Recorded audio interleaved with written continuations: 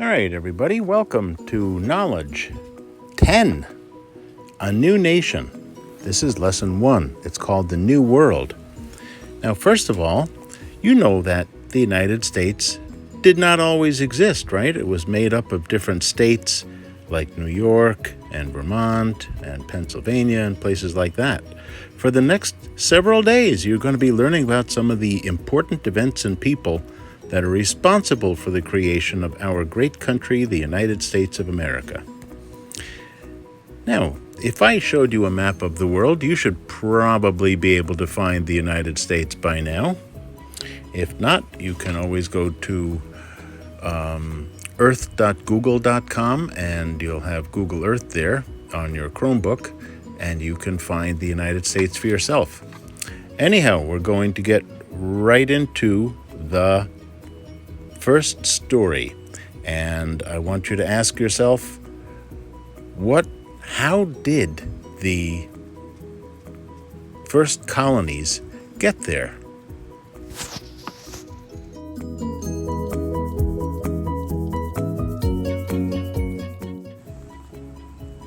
This is the North American continent where we live today.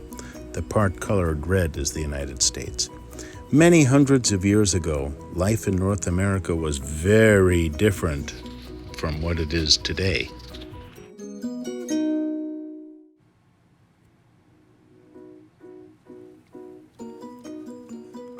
The first people who lived in North America are known as Native Americans.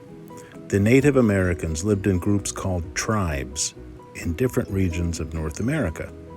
There were no stores like we have now, so they had to find or make the things that they needed to survive, whether it was food to eat, clothing to wear, or a house in which to live.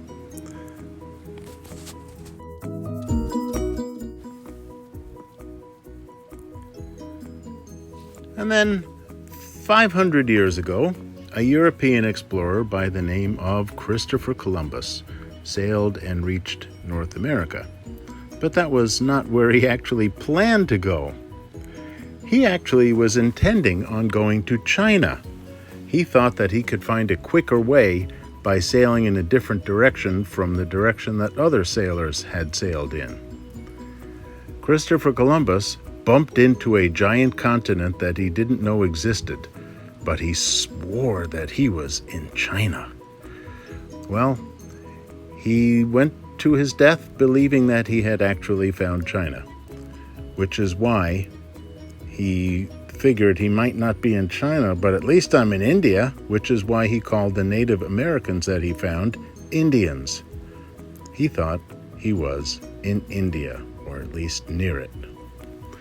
And in India and China, there are lots of spices, gold, and other riches.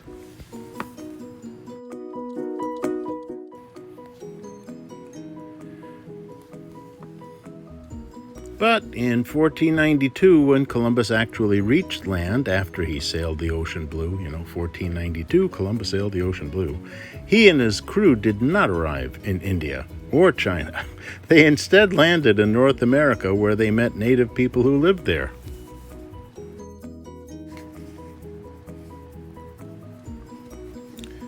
After Columbus, sailors from different countries in Europe traveled to North America.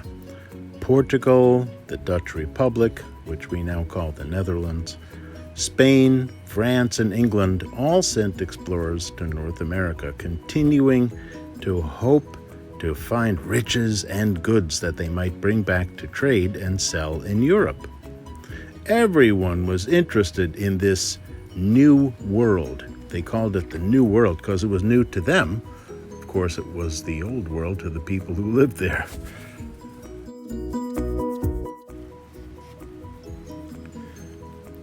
The English did not want to just visit the Americas. The English were interested in starting settlements in order to live there. Now, when people start settlements, they move to a new place to live. That's what a settlement is. They wanted a place for their people to spread out from their small island country, England, across the Atlantic Ocean.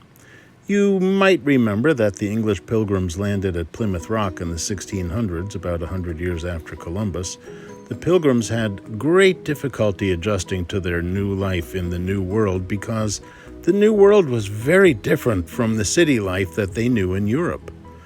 The Native Americans that the pilgrims met helped them survive, especially during that first year.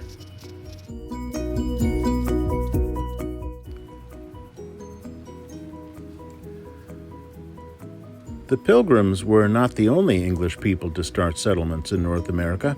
In fact, before the Pilgrims ever arrived at Plymouth, which is the little tiny shaded-in place there, that's where the Pilgrims landed, other English men and women had settled in two other places. The first English colony was on Roanoke Island.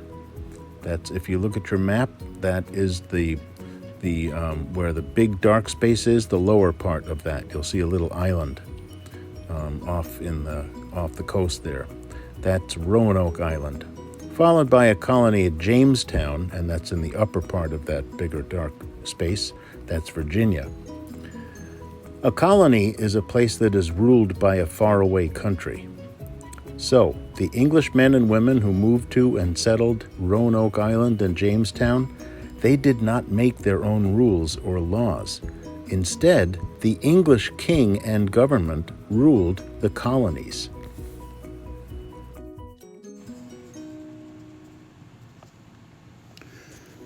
The first child born in North America to English parents was born on Roanoke Island. Her name was Virginia Dare. They're watching a baptism here in that picture. A baptism is a Christian religious ceremony. We don't really know what happened to Virginia Dare or the other English settlers living on Roanoke Island because they mysteriously disappeared several years after they arrived. For this reason, Roanoke Colony is often called the Lost Colony. Well, of course, the colony was never really lost, but nobody ever saw these people again. Some people think that life was so difficult on Roanoke Island that the colonists left their settlement and went to live with some of the Native American tribes in the area. That's a possibility. Some people think that the Roanoke Island settlers may have gone to live with the Native Americans since they had run out of food.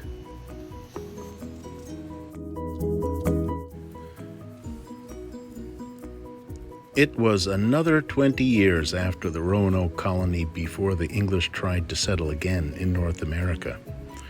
When they did, 100 English men and boys sailed up a river from the Atlantic Ocean and named the river the James River in honor of the King of England, whose name was James.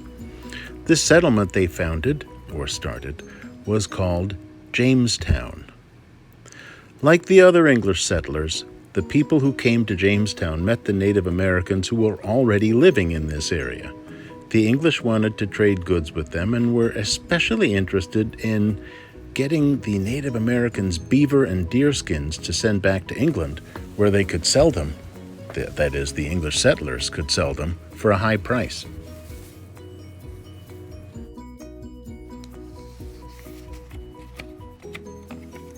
As time passed, more and more settlers from Great Britain arrived in North America.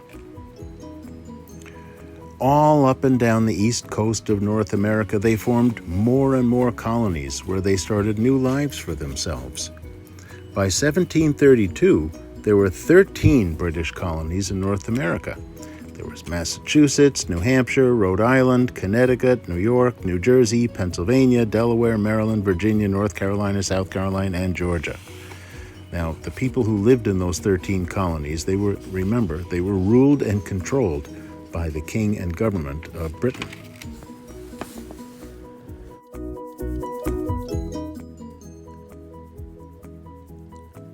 Now, the British did not accomplish the hard work of setting up colonies all by themselves.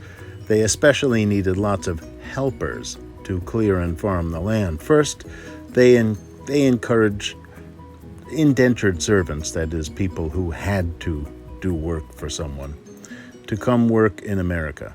These indentured servants had to work only for the English colonists for a certain agreed upon number of years. Like I could say, John, you owe me money, so you're going to be an indentured servant to me for 4 years. You're going to have to work in my store. So after that time, they were free to live and work wherever they wanted and to be paid for that work once their time of being an indentured servant was up. Now, as the British colonies grew, more and more workers were needed. Before long, European ships brought enslaved people taken from the continent of Africa to work in America. Now, you can find Africa on the map there, see? Now, you see that line that shows you across the Atlantic Ocean, shows you where people were taken from Africa to North America. Now, these enslaved people were forced to come to America, where they did not share the freedoms enjoyed by the colonists. Freedoms are rights or liberties. They could not leave their farms without permission, and it was against the law for anyone to teach them how to read. It was against the law for anyone to teach them how to write. As the colonists settled in the colonies, more changes were to come.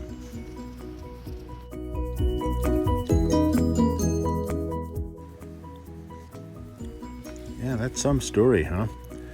Well, what were the very first people who were known to live in North America? What did we call them?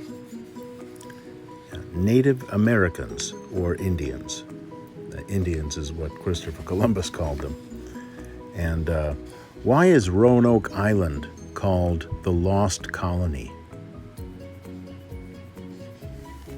Yes, the colonists there just mysteriously disappeared. And here's another important question. Who governed and ruled the 13 colonies? The King of Great Britain or the people who lived in the colonies?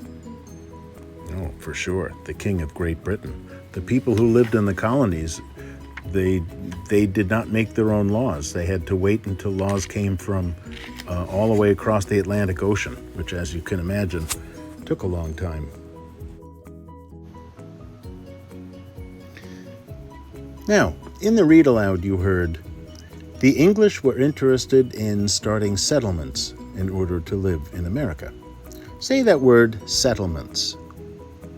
Settlements are places where people move to live. So the English set up settlements up and down the east coast of North America. What's that word we're talking about? Settlements.